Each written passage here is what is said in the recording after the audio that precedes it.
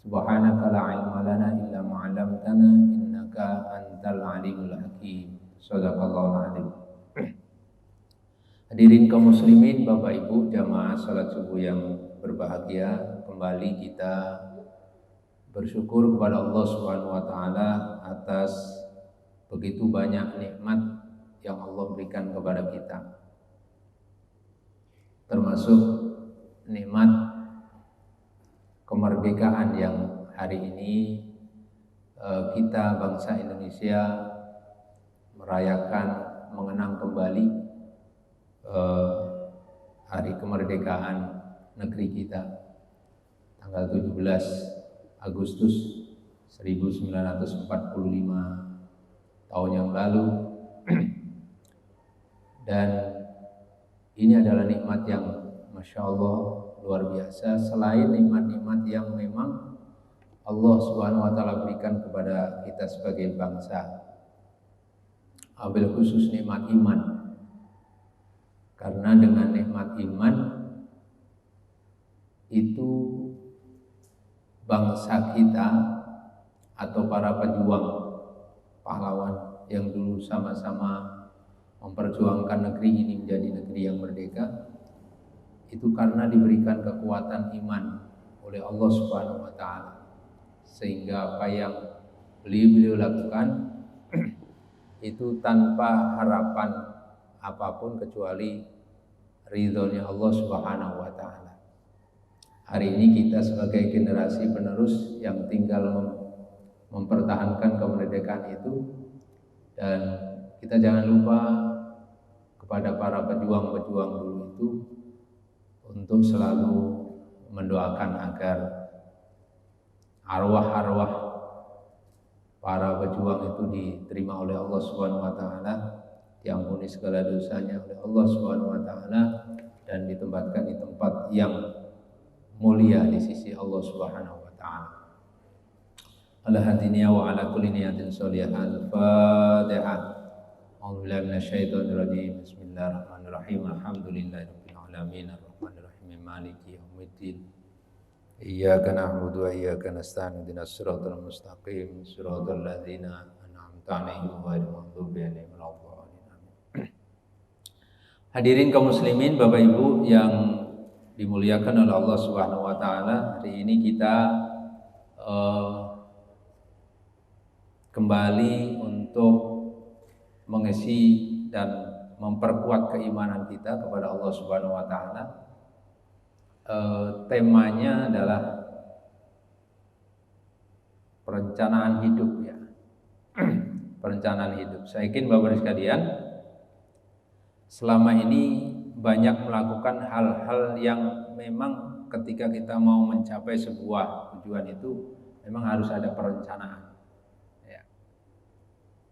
Cuma kalau kita bicara tentang hidup dan kemudian kita ambil sebuah dasar dari ayat yang Allah Subhanahu wa taala sampaikan, yaitu wa ma khalaqtul jinna wal insa illa liya'budun. Sekali lagi saya ungkap, ini ayat, kalau kita ambil landasan tentang ayat ini, Pak, ayat ini. Kata Allah Subhanahu wa taala, wa ma khalaqtul jinna wal insa illa liya'budun. Dan tidak aku ciptakan jin dan manusia itu kecuali tugasnya adalah illa liya'budun. Tugasnya adalah untuk beribadah, menyembah kepada Allah Subhanahu wa taala. Kalau kita ambil dari dasar ini, Pak, maka sebenarnya hidup itu enggak ada planning. Hidup itu tidak ada perencanaan hidup. Enggak ada perencanaan hidup. Dan ini ayat didukung dari beberapa ayat di dalam Al-Quran. Itu memang Allah tidak memerintahkan kita untuk merencanakan hidup ya. Lalu yang ada apa? Yang ada adalah tujuan hidup kita itu apa? Yang ada adalah tujuan hidup. Karena Ketika Allah Subhanahu wa taala menciptakan kita, itu Allah yang punya tujuan. Dan sebelum Allah punya tujuan, tentu Allah punya perencanaan. Maka ketika Allah menciptakan kita sebagai manusia dan diberikan tugas hanya untuk ibadah, maka Allah dampingin untuk melaksanakan tugas itu, disertakan di sekitarnya, di sekitar kita itu Pak, itu Allah ciptakan segala macam sesuatu untuk mendampingin kita, untuk memenuhi kebutuhan kita, agar supaya dalam hidup kita ini tidak terlalu pusing, tidak terlalu gelisah gitu ya, nggak gelisah, nggak ada rasa takut, nggak ada rasa was-was terhadap sesuatu, sehingga manusia itu hanya fokus penyembahan dirinya kepada Allah Subhanahu wa taala. Lalu kenapa banyak di antara kita sebagai manusia masih ada yang was-was, masih ada yang punya rasa khawatir, masih banyak yang punya rasa takut, ya, takut besok seperti apa, ya, khawatir nggak makan, khawatir nggak hidupnya nyaman, ya, nggak bahagia ke depannya. Kenapa? Karena ada yang Allah Subhanahu wa taala izinkan untuk membuat kita itu was-was. Ingat sekali lagi, Pak. Karena ada yang Allah Subhanahu wa taala izinkan untuk membuat kita sebagai manusia itu selalu was-was. Kemudian punya rasa khawatir. Ada rasa takut. Ya. Jadi rasa was-was, khawatir, takut yang ada pada diri kita sebagai manusia itu memang ada yang menciptakan rasa itu. Dan itu diizinkan oleh Allah Subhanahu wa taala sebagai bentuk ujian kita. Jadi sekali lagi sebagai bentuk ujian kita. Ujian untuk mencapai sebuah tujuan yang mulia, yaitu pelaksanaan ibadah itu bisa mencapai yang mulia. Nah, siapa yang membuat dan menciptakan rasa was-was, khawatir, takut itu? Siapa, Pak? Coba kita kembali lagi kepada Al-Quran. Allah Subhanahu wa taala mengingatkan dalam satu surat, Pak. Surat yang sempurna, panjang, dan itu keterangan luar biasa. Apa kata Allah Subhanahu wa taala? Qul a'udzu birabbin nas. Katakan, hai manusia, a'udzu, berlindunglah, aku berlindung, atau diperintahkan oleh Allah, berlindunglah kepada Tuhan manusia. Qul a'udzu birabbin nas. Ucapkan, aku berlindung kepada Tuhan manusia, Rabb manusia, Tuhan yang menguasai, yang mengatur, yang menjamin manusia. Jadi kalau bicara Rabb itu lengkap. Rabb itu adalah pencipta, pengatur, pelindung, ya. Kemudian penjamin, itu Rabb, lengkap. Maka ketika manusia itu yakin bahwa ada Rabb, maka yang manusia itu pasti punya rasa ketenangan. Kenapa? Karena ada satu yang menciptakan kita, karena ada yang menjamin kehidupan kita, ini Rabb, Pak. Karena ada yang melindungi kita, ya. Yang keempat, karena ada yang apa tadi? Yang melindungi kita, dan yang keempat karena ada yang menolong kita. Maka orang-orang yang yakin terhadap Rabb-nya tidak ada rasa khawatir. Maka Allah kembalikan, berlindung, atau katakan aku berlindung kepada Rabb manusia. Malikin nas, ditambah lagi, Pak, rajanya manusia, artinya yang mengatur, yang menguasai manusia. Qul a'udzu birabbin nas, malikin nas, ilahin nas. Tuhan atau sesembahan manusia, ilahin nas. Min syarril waswasil khannas, dari semua keburukan min syarril, dari semua keburukan kejahatan, waswasil khannas, yang membuat kita menjadi waswas, alladzi yuwaswisu fi sudurinas, yaitu yang membisikkan sesuatu yang waswas, takut, khawatir, yang membisikkan kepada dada kita. Alladzi yuwaswisu fi sudurin nas, ke dalam dada kita, hati kita, hati manusia. Siapa dia? Minal jin wan nas, yaitu dari bangsa jin yang dilaknat oleh Allah, Pak. Itu penafsiran gitu. Dari bangsa jin yang dilaknat oleh Allah. Siapa bangsa jin yang dilaknat oleh Allah? Siapa bangsa jin yang dilaknat oleh Allah? Iblis. Iblis itu dari bangsa jin yang dilaknat oleh Allah. Inilah yang membuat manusia itu, yang membisikkan manusia itu menjadi was-was, khawatir, ragu, takut, yaitu dari bangsa jin yang dilaknat oleh Allah, yaitu iblis, laknatullah, wannas, minal jinnati wannas, dan dari bangsa manusia yang menjadi pengikutnya iblis. Nah, itu yang nanti akan membuat bisikan-bisikan. Maka nanti Bapak sekalian, di dalam diri kita itu ada dua golongan yang menjadi pembisik buruk. Satu dari bangsa golongan jin yang terlaknat, yang kedua dari bangsa manusia. Nanti ada Pak, manusia-manusia itu yang sering bisikin-bisikin keburukan, membuat kita busuk. Hati-hati. Ya. Ada suami yang berbuat kebaikan menuju jalan Allah, meningkatkan kenaikan ibadah kepada Allah, tapi istrinya yang ngendorin, bisikin. Ada seperti itu. Ya. Banyak, Pak, banyak.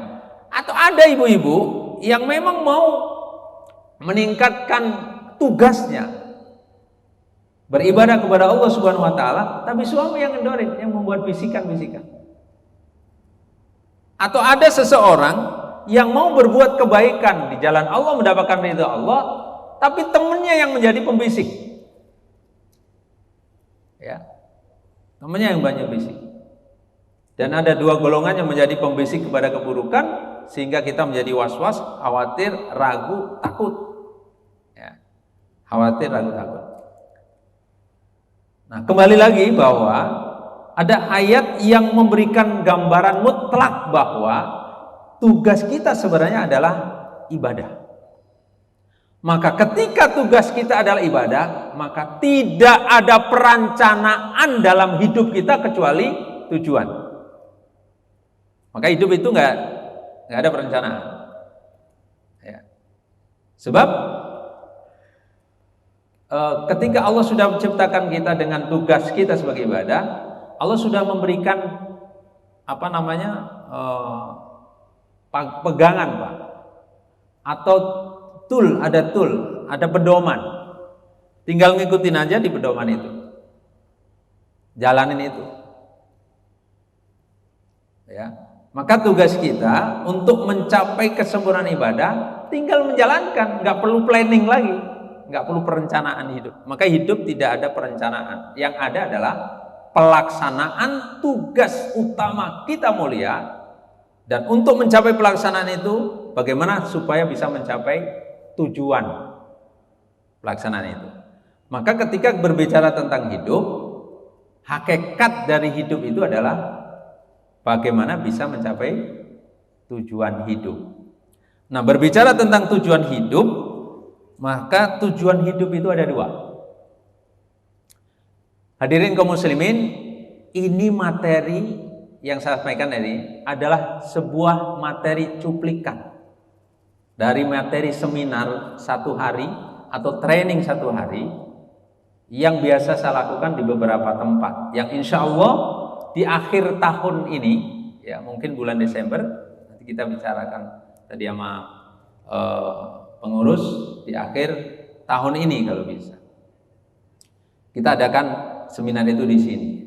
Dan seminar itu materinya ada 5. Dan nanti ini cuplikan. Nanti lebih lengkapnya Bapak bisa lihat. Ya. Yang pertama nanti full 1 hari itu ada materi hakikat hidup. Kita kupas tentang hakikat hidup. Yang kedua, ada hakikat diri Allah kuasa makhluk tak kuasa. Materi yang kedua. Materi ketiga adalah penyebab gagalnya kehidupan. Yang keempat adalah hakikat rizki, dan yang kelima adalah percepatan rizki dalam 40 hari. Nah, ini diseminarkan dalam 1 hari full. 1 hari full. Nanti kita akan konsep semua persiapannya bisa dilaksanakan di Asmaul Husna. Tentunya nanti ambil hari yang sekiranya peserta bisa, ya, kuotanya bisa tercapai. Nah, ini cuplikan sebagai gambaran dasar aja. Gambaran dasar. Bapak sekalian, ketika kita bicara hidup, ya, bicara hidup, maka hidup itu ada tujuan hidup. Dan tujuan hidup kita itu cuma 2. Ya, 2. Yang pertama, ada orang yang punya tujuan hidupnya dunia, dan ada orang yang sudah masuk ke tujuan hidupnya adalah akhirat. Jadi cuma 2, Bu, dunia dan akhirat. Nah, untuk bisa, lalu bagaimana untuk bisa meraba? Apakah kita ini berada di posisi zona yang mana? Apakah kita ini sekarang masih berada di zona tujuan hidupnya dunia, atau sudah masuk ke zona akhirat? Maka ilmu ini adalah ilmu untuk mengoreksi diri kita nanti, bukan untuk menjudge orang lain. Ya. Untuk mengoreksi diri kita dalam rangka perbaikan kehidupan kita. Jadi ada 2 tujuan hidup, ada yang masih berada di dalam tujuan hidupnya dunia, ada yang tujuan hidupnya yang sudah mengarah ke akhirat. Lalu apakah kita sudah masuk di zona tujuan hidup akhirat, atau kita masih berada di posisi tujuan hidup sebatas dunia saja, Pak? Untuk bisa mengetahui itu, maka kemudian harus dikorek, ya, harus dikorek.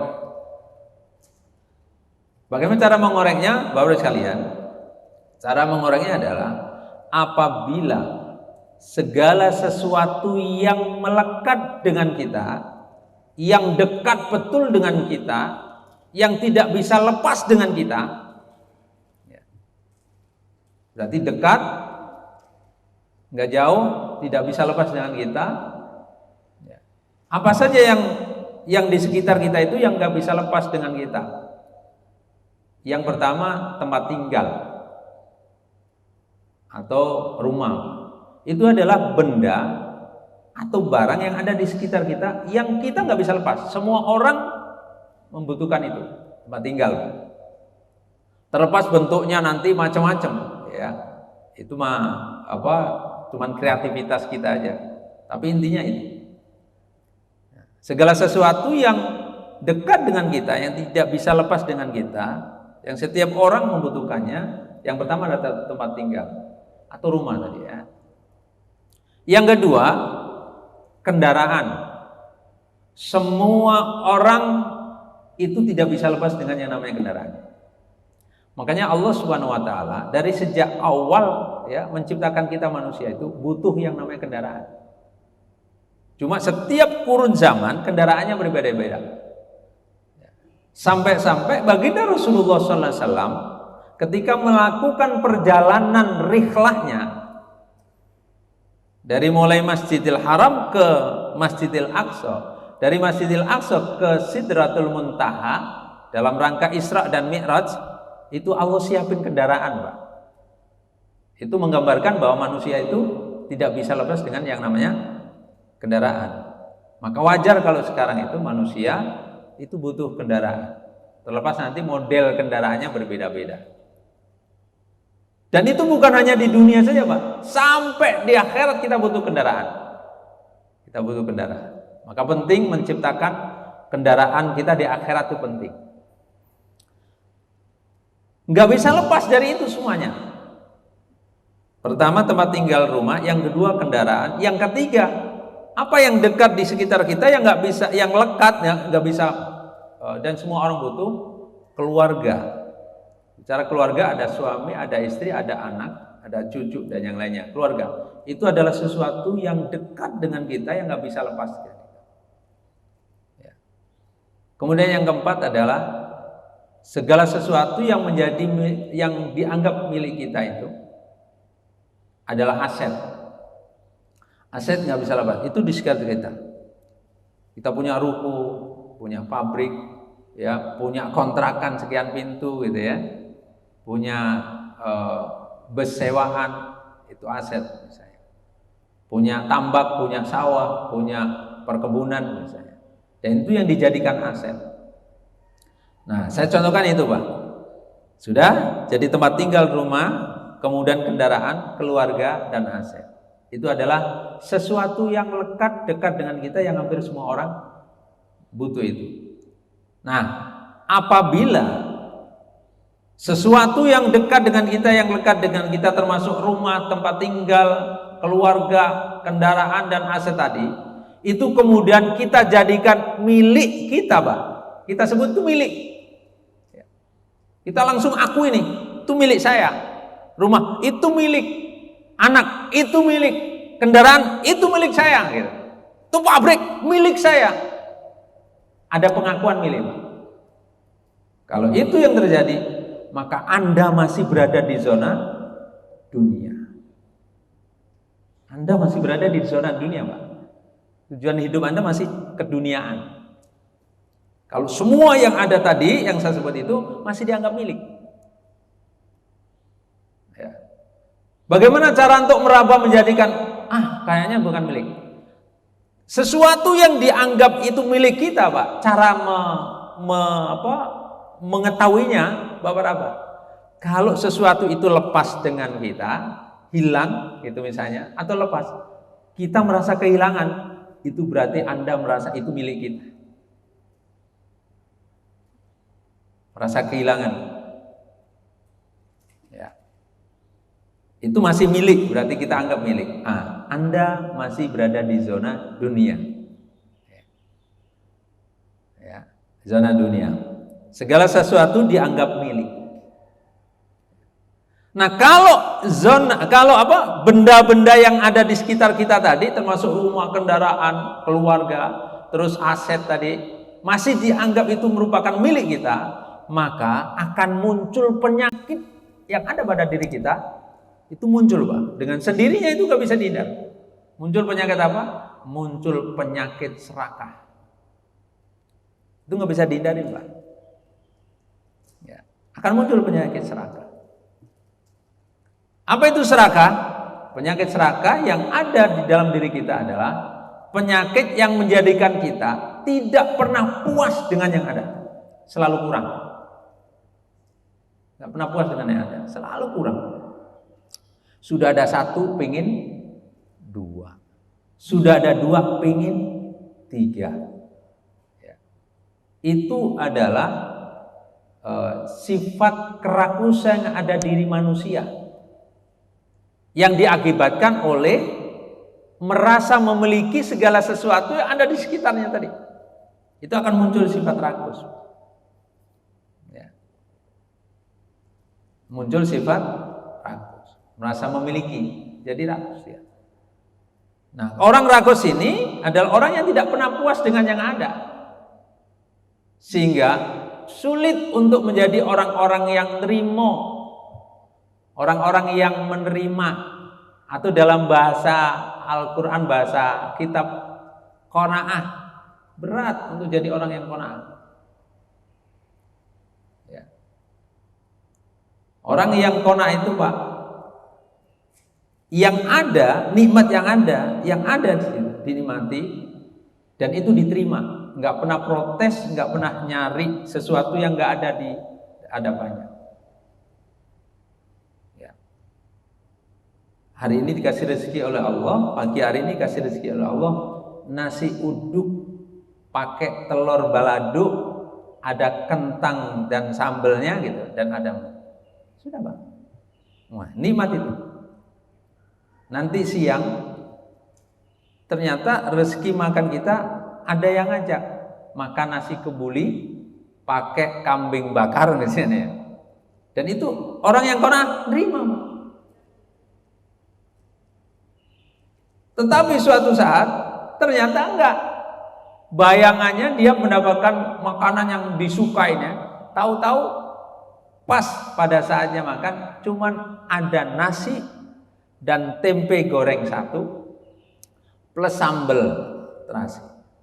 Dan kalau dia orang yang qanaah rela ridho tadi, dia tetap menerima, tidak pernah protes.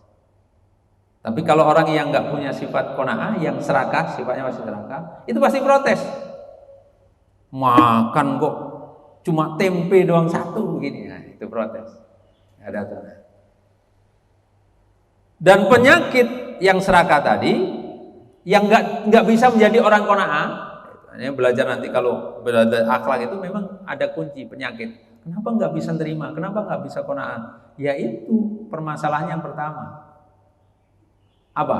Penyakit dunianya masih ada, yaitu merasa memiliki. Ketika ada perasaan memiliki terhadap sesuatu yang ada di sekitar kita, maka muncul sifat apa tadi? Serakah. Ini penyakit yang kedua muncul. Ya.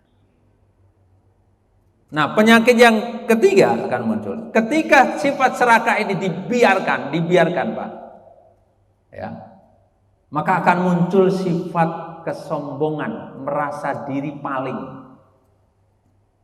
Itu dengan sendiri Pak. Muncul sifat kesombongan, merasa diri paling. Bapak Ibu sekalian, masih ingatkan kisah ceritanya Fir'aun? Ya. Fir'aun itu digambarkan oleh Allah Subhanahu wa taala, Fir'aun yang di zaman Nabi Musa. Ya. Fir'aun itu sebenarnya raja, nama raja yang ada di Mesir namanya Fir'aun. Kalau di Roma, raja Roma namanya Kaisar, sebutan Pak. Jadi sebenarnya Fir'aun itu raja. Nah, Fir'aun yang dolim, yang jahat itu Fir'aun atau raja yang ada di zaman Nabi Musa. Di Mesir ada raja atau Fir'aun di zaman Nabi Yusuf, baik dia Pak. Fir'aun di zaman Nabi Yusuf baik dia. Saking baiknya Yusuf kemudian diangkat, ya, jadi menteri keuangan, menguasai semua keuangan. Dan sampai akhirnya keluarganya Yusuf alaihissalam diboyong dari Palestina, diajak ke Mesir. Ya kan? Itu akan kisah ceritanya begitu. Maka Fir'aun itu sebenarnya raja. Ya, raja yang dolim di zaman Nabi Musa. Tapi kalau Fir'aun di zaman Nabi Yusuf enggak dolim, Pak, baik dia malahan. Itu. Jadi sebutan raja Fir'aun. Nah, Fir'aun di zaman Nabi Musa itu adalah manusia yang diberikan kelebihan oleh Allah Subhanahu wa taala, sudah kaya, punya jabatan tinggi, punya titel Pak, punya kekuasaan mutlak di Mesir. Kekayaannya tidak ada yang bisa mengalahkan. Kekuasaannya luar biasa. Dikasih kelebihan oleh Allah Subhanahu wa taala. Karena terlampau lamanya dia berkuasa di Mesir, maka muncul sifat kesombongan. Kenapa muncul sifat kesombongan yang ada pada Fir'aun di zaman Musa? Ya karena awalnya sifat serakahnya yang ada pada diri. Kenapa bisa muncul sifat serakah? Sudah tahu sebabnya? Karena Fir'aun di zaman Musa merasa semua yang ada itu milik dia. Sampai rakyat pun dianggap milik dia. Sehingga apa? Rakyat harus mengikuti apapun titah yang dibuat oleh Fir'aun saat itu. Nggak boleh enggak. Yang menentang, bunuh. Karena dianggap musuh. Nah, karena Fir'aun merasa memiliki bahasa. Kekuasaan merasa dimiliki dia, milik dia, ya kan? Semua harta merasa milik dia, jabatan milik dia. Rakyat yang ada di Mesir itu semua milik dia. Nah, akhirnya muncul sifat serakah, nggak pernah puas. Dan setelah itu muncul sifat sombong. Apa yang membuat Fir'aun sombong? Sombong itu apa? Sombong itu adalah merasa diri paling dan menjadikan setiap yang ada di sekitarnya adalah rendah, remeh. Hati-hati ibu, kita merasa diri paling cantik, paling kaya, ya, paling apa, paling rapi, gitu, Mas. Pokoknya semua yang ada paling diambil paling itu adalah benih kesombongan yang ada pada diri kita. Kalau sudah punya perasaan semuanya itu serba paling, ya, kita anggap diri kita ini paling pinter, paling kaya, gitu, paling alim, merasa hampir tiap subuh ke masjid, yuk merasa paling alim. Nah, kalau sudah perasaan paling itu tuh kemudian memunculkan sifat meremehkan orang lain, sombong. Jadi sifat tadi Pak sombong itu dua caranya. Pertama merasa diri paling, yang kedua perasaan paling itu menjadikan kita meremehkan pihak lain. Meremehkan. Dan itu adalah sombong. Nah, penyakit itu muncul, penyakit sombong itu urut-urutannya begitu Pak. Urut-urutan begitu. Sifat sombong muncul karena akibat dari sifat serakah. Sifat serakah muncul karena akibat dari setiap benda yang ada di sekitar kita anggap jadi milik. Itu bahayanya ternyata Pak.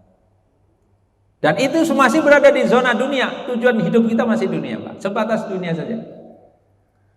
Nah, kemudian yang terakhir Pak muncul. Jikalau ini dibiarkan sifat, ya, sifat serakah muncul, sifat sombong lahir, dan kalau itu dibiarkan terus, maka akan muncul sifat pamrih. Ibu tahu pamrih ya? Bahasa Jawa itu ya, pamrih ya. Pamrih itu apa? Pamrih itu setiap yang dilakukan pingin mendapatkan balasan kepada manusia. Pamrih. Segala sesuatu harus ada untungnya. Segala sesuatu harus ada untung. Ya. Dan kenyataan untungnya itu real, untung dunia, untungnya dunia. Ya. Maka kalau kita sudah setiap sesuatu itu pamrih, selalu bicara untung, maka tidak akan pernah punya sifat yang namanya ikhlas. Enggak bakalan. Mau ngomong ikhlas berbusa-busa, aku ikhlas, saya ikhlas. Enggak, kalau masih zona ini berada di situ. Karena itu nggak bisa dibuang Pak. Nggak bisa ikhlas Pak. Kenapa? Selama masih pamrih nggak bisa ikhlas. Sehingga sifat pamrih ini akan menjadikan setiap yang dilakukan seseorang itu selalu yang dinilai untung. Ya, untung dunia. Untung dunia. Nah ini bahayanya Pak. Sehingga nggak punya rasa ikhlas.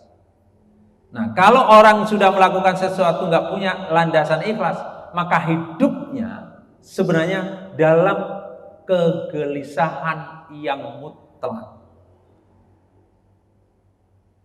Itu dirasakan oleh siapapun. Hidupnya adalah berada dalam kegelisahan di dunianya. Meskipun dia berlimpah segala macamnya, tapi dia dalam keadaan gelisah. Karena yang dilakukan nggak ada landasan ikhlas. Nah ini bahayanya kalau kita berada di zona dunia. Hadirin kaum muslimin, Bapak Ibu sekalian, ya,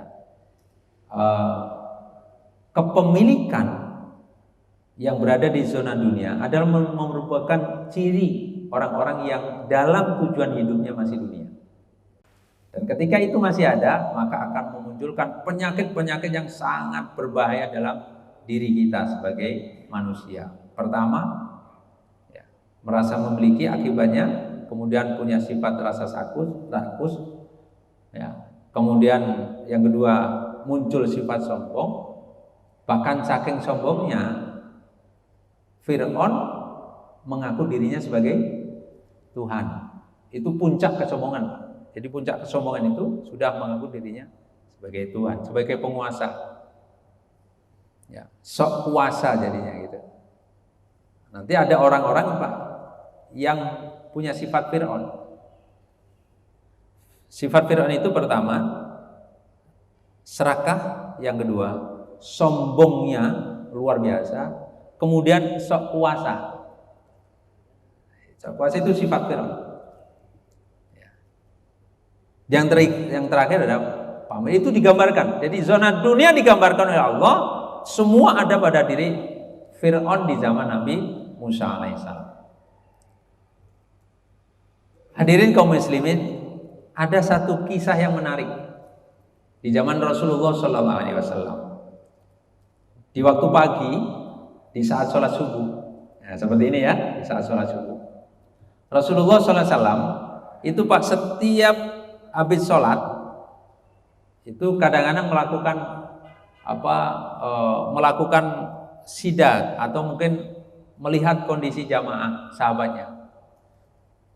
Dalam keterangan hadis Rasulullah itu kalau memimpin sholat ada 3 macam yang dilakukan. Pertama, Rasulullah kalau habis sholat Pak berzikir, berdoa menghadap kiblat. Itu pertama yang dilakukan Nabi. Kenapa? Karena afdolnya kita berdoa dan berzikir adalah menghadap kiblat. Rasul melakukan itu yang pertama. Tapi yang kedua, kadang-kadang Rasulullah setiap habis sholat salam itu sambil zikir dan doanya menghadap ke jamaah, menghadap langsung jamaah. Salam selesai, langsung dia menghadap ke jamaah sambil zikir. Yang kedua yang dilakukan Nabi. Yang ketiga, Rasulullah kadang melakukannya setiap habis sholat selesai, dia menghadap ke arah samping, ke arah misalnya utara ya.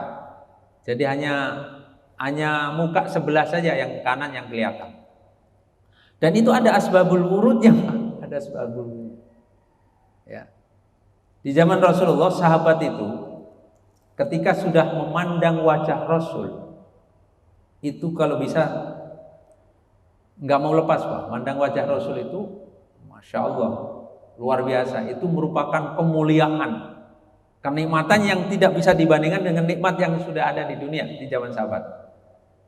Maka ketika Rasulullah SAW kemudian setiap habis sholat, sahabat yang sudah lama misalnya dari mana gitu ya, mungkin ada perluan mana, terus suatu saat datang ke Madinah sholat bersama Rasul, kangen banget. Saat dia sholat Rasulullah nggak kelihatan wajahnya, dan saat itu kemudian Rasulullah berzikirnya menghadap kiblat.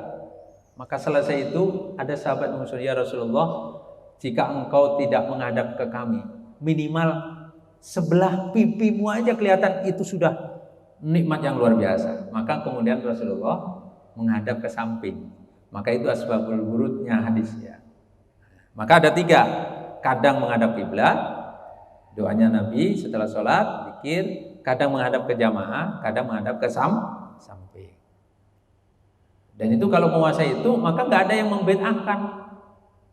Jadi ada kemudian nggak ada Rasulullah itu melakukan seperti itu, pasti menghadap ke jamaah, enggak.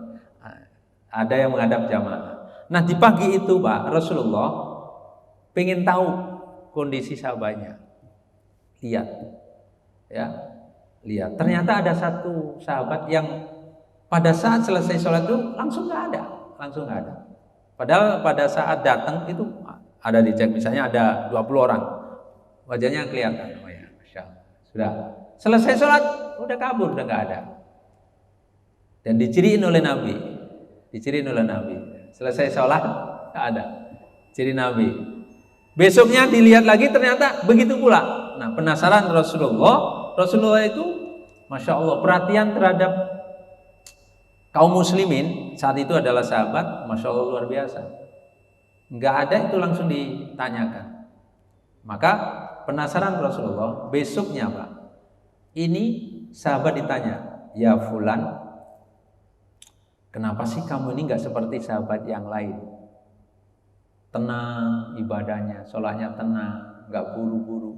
Habis sholat zikir, kemudian doa, gitu ya, tenang ibadahnya, nggak buru-buru. Emang kamu nggak ingin doa bersama dengan aku, kata Nabi, yang doanya itu tidak pernah ditolak oleh Allah Subhanahu Wa Taala. Jadi doa bersama dengan Rasul, doanya nggak pernah ditolak. Makanya di zaman sahabat itu sangat menanti dan rindu ketika Rasul itu kemudian berdoa. Dan sahabat tinggal mengaminkan. Dan itulah asbabul wurudnya. Kalau ada yang memimpin doa, ya, doa bersama itu Pak ya, kemudian kita amin, itu memang ada asbabul wurudnya. Sahabat itu kalau ada Nabi, kalau doa nggak mau, mendingan Rasul yang berdoa. Kenapa? Karena dia yakin bahwa belum tentu doanya dia sendiri dikabul Allah. Tapi kalau Nabi yang berdoa, tinggal mengaminkan, itu pasti dikabul. Maka kemudian berharap Nabi aja yang memimpin doa, Nabi yang memimpin doa, gitu. Nah, Rasul kemudian bertanya, apakah kamu nggak pingin doa bersama dengan aku yang setiap doanya tidak ditolak oleh Allah Subhanahu Wa Taala? Itu kata sahabat itu, ya Rasulullah, siapa yang nggak ingin doa bersama dengan engkau? Yang saya yakin bahwa setiap doa bersama denganmu pasti diijabah oleh Allah Subhanahu Wa Taala. Tapi saya ada masalah ya Rasulullah. Ada masalah apa? Begini ya Rasul, saya itu keluarga miskin. Saya punya anak 3 masih kecil-kecil.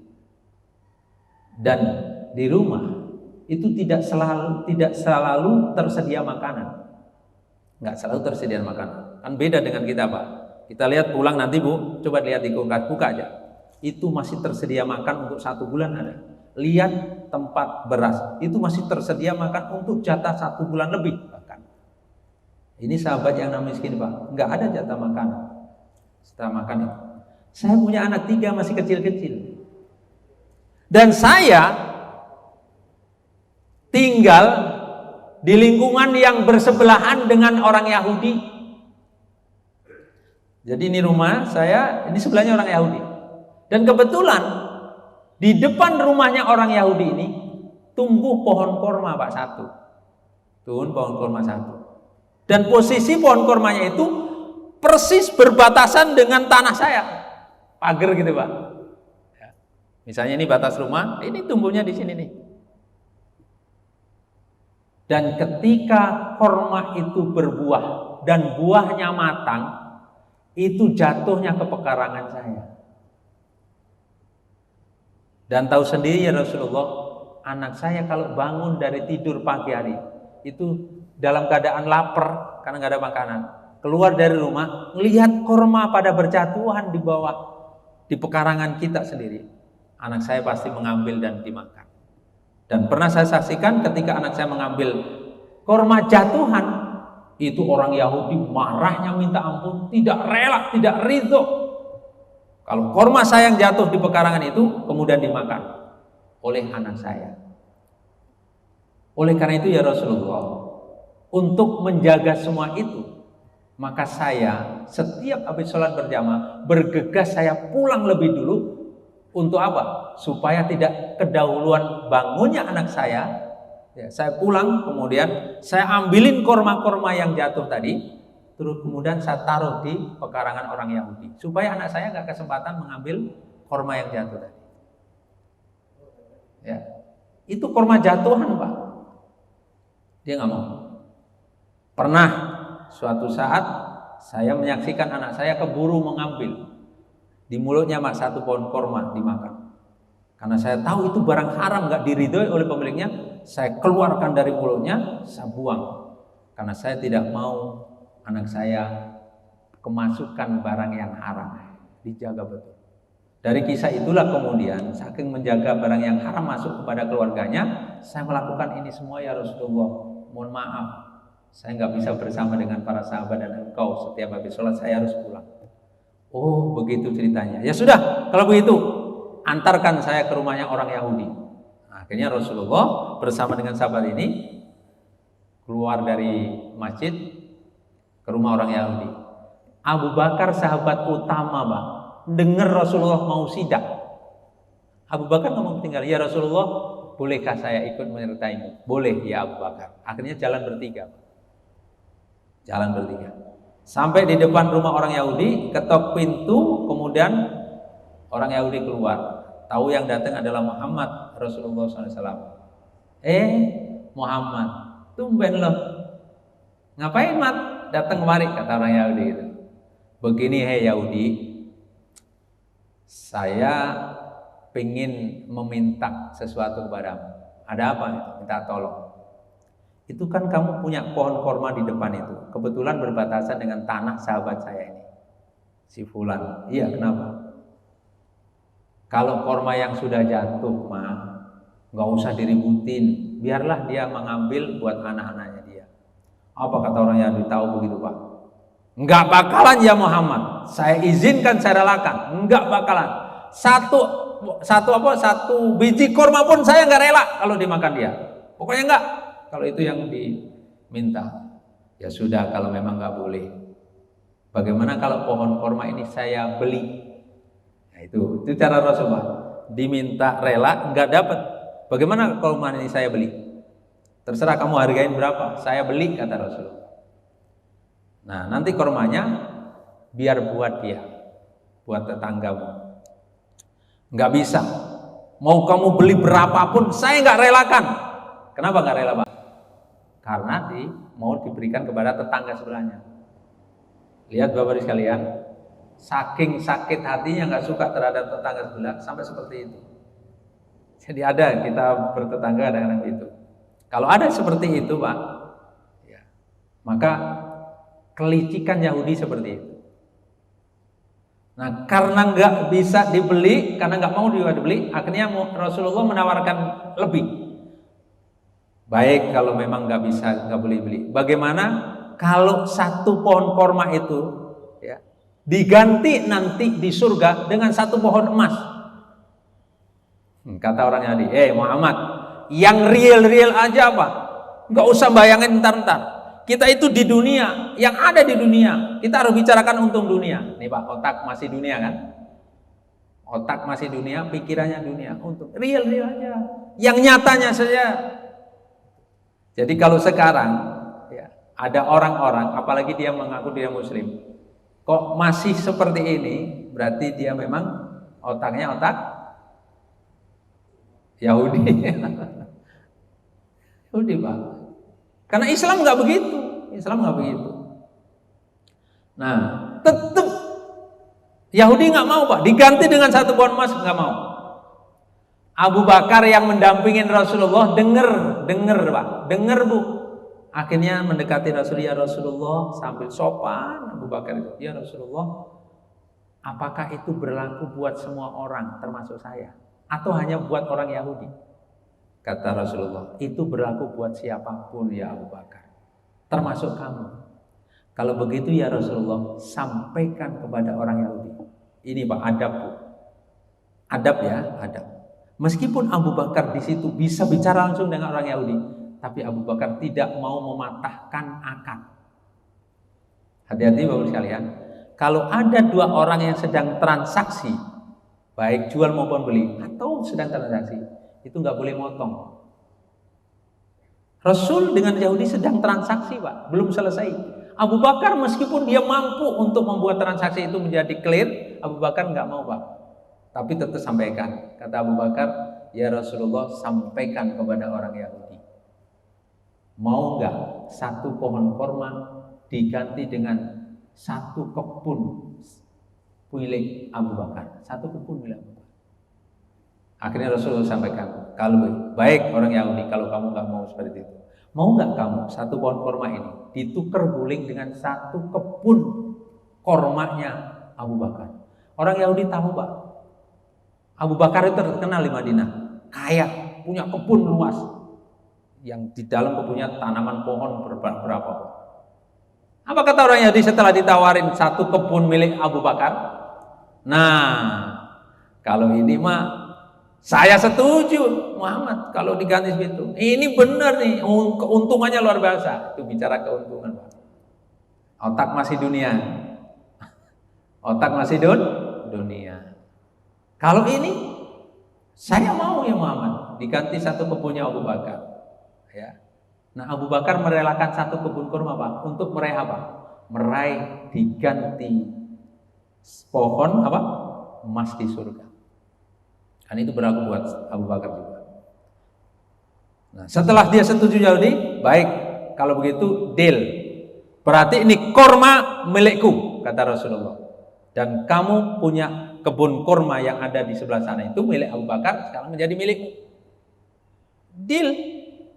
Ya sudah kalau begitu. Kalau begitu ini kurma, pohon kurma ini saya serahkan buah-buahnya nanti kalau jatuh atau diambil atau jatuh adalah milik tetangga sebelah kamu. Sepakat ya Muhammad. Tuh. Setelah itu Rasulullah bersama dengan Abu Bakar pergi meninggalkan orang Yahudi tadi Pak. Di balik berpisahnya Rasulullah dengan Abu Bakar dengan orang Yahudi, Yahudi kelicikannya muncul. Dasar Muhammad goblok, Muhammad bodoh. Kenapa? Mana ada orang beli pohon di tanah pekarangan orang? Benar nggak? Kan Nabi beli pohon tukar guling di tanah orang Yahudi. Kata orang Yahudi, mana ada orang beli pohon di tanah pekarangan orang? Saya masih bisa kuasai. Kata orang ini mulai muncul. Nanti malam nih sebelum korma-korma yang matang itu pada jatuh di pagi hari, saya akan ambil dulu tuh kormanya. Kelicikan Yahudi muncul lagi. Diambil dulu Pak, jahatnya. Saya akan ambil dulu. Kormanya saya ambilin dulu. Nggak mungkin punya kesempatan korma itu jatuh. Sehingga tetangga sebelah tetap nggak bisa menikmati itu korma. Orang nggak ada yang tahu ini gitu ya. Nah, apa yang disampaikan Yahudi tadi, Allah Subhanahu wa taala mendengar Pak. Langsung Allah perintahkan malaikat Jibril, Jibril turun kamu ke bumi. Ya. Baik ya Allah, apa tugas saya? Pindahkan itu pohon yang di tanah pekarangan Yahudi, pindahkan ke sebelah. Malaikat mindahin pohon ke sebelah. Pagi hari Yahudi mau ngambilin korma yang matang-matang tadi, yes, pohonnya sudah pindah sebelah. Kaget dia. Ih, pohon pindah ke sebelah. Langsung Yahudi mikir, ini pasti kerjaan Muhammad. Tuh, ini pasti kerjaan Muhammad. Kenapa? Karena orang-orang Yahudi di Madinah itu tahu Pak, mujizatnya Nabi itu sudah tahu. Pernah manggil pohon bergerak jalan, tunduk kepada Nabi, bergerak pindah tanpa bekas, gitu ya. Padahal malaikat yang pindah itu ya, malaikat pindah Pak. Hadirin kaum muslimin, Bapak Ibu yang dimuliakan oleh Allah SWT. Sifat keduniaan yang ada pada diri seseorang itu akan memunculkan seperti tadi Pak. Kelicikan, keserakahan, ya. Dan tidak pernah memikirkan keuntungannya nanti akan diberikan di akhirat. Dia akan menghadap bagaimana untung dunia. Dan itulah sifat-sifatnya orang Yahudi, selalu menguntungkan dunia. Nah, kalau kita sebagai umat Islam yang sudah diberikan tool oleh Allah Subhanahu wa taala lewat Al-Qur'an ayat-ayatnya, kok masih berada di zona ini, Pak? Segera, Pak, kita harus perbaiki. Ya. Lalu bagaimana cara memperbaiki kita itu? Kisah ini akan berlanjut nanti di acara seminar 1 hari. Ya, kan tadi saya bilang Bu, ini cuplikan materi. Cuplikan. Nah kalau diungkap semuanya nanti, wah, enggak itu. Bagaimana cara untuk bisa membedakan ini? Nah, karena nanti itu materi ini Pak, kalau bukan dicuplikan, kalau full butuh waktu hampir 2 jam. Dikupas total ya. Ini materi yang namanya materi hakikat hidup, bicara tentang tujuan hidup. Ya, dilanjut hakikat diri, Allah kuasa mampu tahu, penyempurna dari materi hakikat hidup. Kemudian baru nanti di jeda makan siang, Bapak Ibu sekalian, nanti seminar itu akan berlaku 1 hari.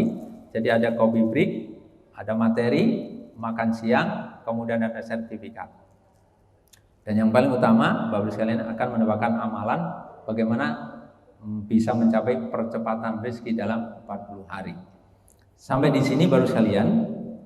Nanti kalau ada yang mau nanya setelah saya tutup doa ya. Astagfirullahaladzim, astagfirullahaladzim, ma'afana ya karim, Allahu ghafurur rahim, a'udzubillahi minasyaitonir rajim, bismillahirrahmanirrahim. Hamdan syakirin, hamdan na'imin, hamdan ni'amahu wa yukafi'u mazidah. Ya Allah ya Rabbana lakal hamdu wa lakal syukru kama yanbaghi li jalalikal karim wa 'azimi sultanik. Allahumma rabbana fir lana wa liwalidina warhamhum kama rabbayana shighara wa jami'al muslimina wal muslimat wal mu'minina wal mu'minat al ahya'i minhum wal amwat. Allahumma rizqna rizqan halalan thayyiban wasi'an mubarakan wa ilman nafi'an bi rahmatika ya arhamar rahimin. Rabbana atina fid dunya hasanah wa fil akhirati hasanah wa qina adzabannar. Walhamdulillahi rabbil alamin.